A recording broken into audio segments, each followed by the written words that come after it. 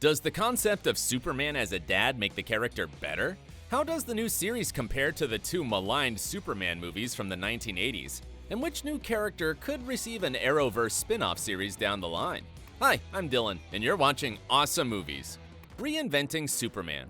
There's no denying that Superman is a pop culture phenomenon whose on-screen adventures will always excite his most hardcore fans. And you just know that ambitious corporate bigwigs and entertainment creators will continuously revisit the character for as long as he's popular. He's a main event draw in the DC universe after all. At the same time, there have been literally dozens of TV shows and movies about the handsome Kryptonian throughout the years.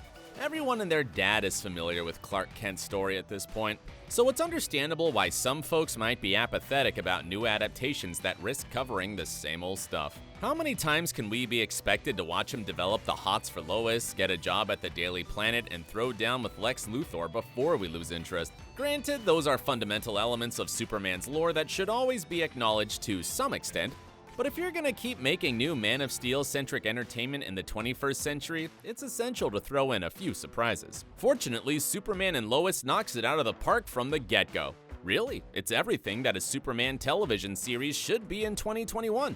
Let's dig into it. In the show, Superman, played by Tyler Hoechlin, is a family man who must juggle his superhero commitments with being a husband and father. He's married to Lois and they have twin sons, which proves to be every bit as challenging as lifting icebergs and taking on supervillains. For a start, a family tragedy, which we'll get to later, forces them to live on the old family farm in Smallville. On top of that, the land is in danger of being repossessed by the bank. Having superpowers is most excellent, but saving the world doesn't pay the bills when you choose to do it out of the goodness of your heart, does it? Maybe Superman should take a leaf out of his Smallville counterpart's book and become a bank robber for a couple of nights. That's one way to make the big bucks and put those superhuman abilities to good use in a productive way. Of course, this Superman is as fundamentally decent as they come. There aren't any traces of Zack Snyder's edgy version to be found in the show thus far, but that doesn't mean he isn't deeply flawed in other ways. Too many Superman stories have struggled to find any significant weaknesses in the character. He's a goody two-shoes who represents truth, justice, and the American way. There have been some attempts to make him dark and troubled in the past, but they've been pretty hit or miss. However, Superman and Lois add some interesting depth in that regard, and it's all down to him having a family. This is the first live-action story to focus on Superman as a middle-aged dad. This also exposes him as a parent who's disconnected from his children. The teenagers don't even know that their father is a superhero for Pete's sake, even though he flies around without a mask on every night. Anywho, what makes Superman and Lois stand out from other shows and movies about the iconic DC hero is that it depicts him in a more grounded and down-to-earth manner. Sure, he has to contend with a powerful villain who poses a threat to humankind, but for the most part, this is a Superman with relatable problems that everyday people can relate to. Money worries? Check. Snarky kids? Check. Small town life? Check. Grief? Unfortunately so. In fact, the last problem plays a huge part in the new show, but it doesn't stem from the tragedy you're probably thinking of right now. Tragedy always strikes. What's the deal with Superman's dad always dying? Talk about bad luck, huh? From his heart attack in Superman the movie to being swallowed up by a tornado in 2013's Man of Steel, Jonathan Kent just can't catch a break when it comes to his mortality. Superman and Lois is no different. Fortunately, we're spared the misery of seeing Pa Kent croaked on the screen for the umpteenth time. He's dead from the start, you see, and that's much easier to deal with than viewing another distressing emotional on-screen death. Besides, I don't think anything will beat him offering himself as a human sacrifice to a tornado, so what's even the point in trying? Maybe that's why the show went after the other parent.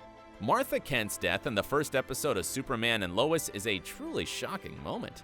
However, rather than picking her off to shock the viewer for the sake of causing drama, it serves as a catalyst for the entire series to build upon. The tragedy leads Clark back to Smallville, which offers some fresh avenues for the show to explore.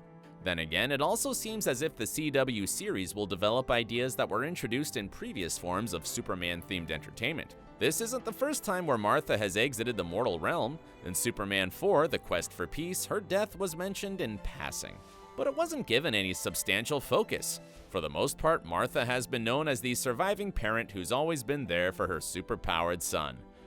Not anymore. Recycling old ideas? Martha's passing is also symbolic of Clark returning to a town that he no longer recognizes, minus seeing a few familiar faces. While he was living in Metropolis and saving the world, Smallville took a nosedive. Needless to say, Clark forgot his roots after he took the proverbial midnight train going anywhere. The idea of Clark returning to Smallville to find out that things have changed for the worse is also lifted from Superman 3. That's right.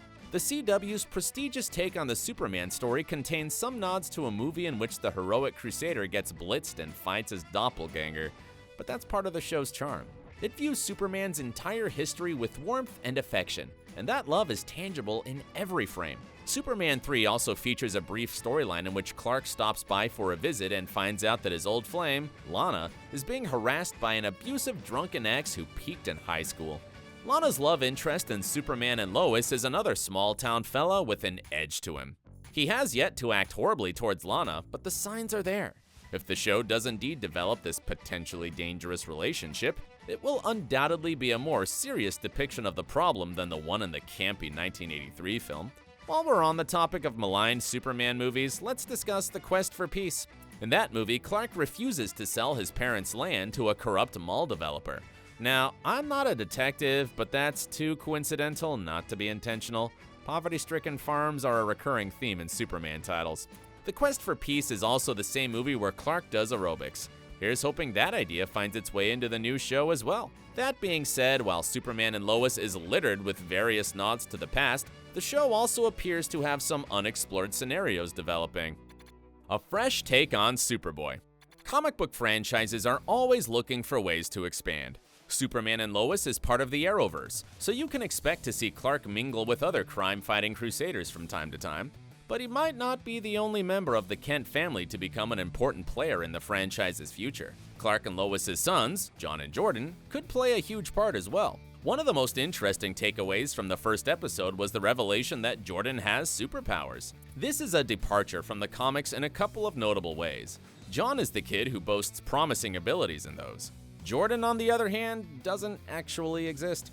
He was created for Superman and Lois, and he's shaping up to be the main child character. Could we be seeing a new Superboy origin story in the making? It's currently unclear if John has any abilities at all, but even if he does, making his twin the new Superboy would be an unexpected surprise.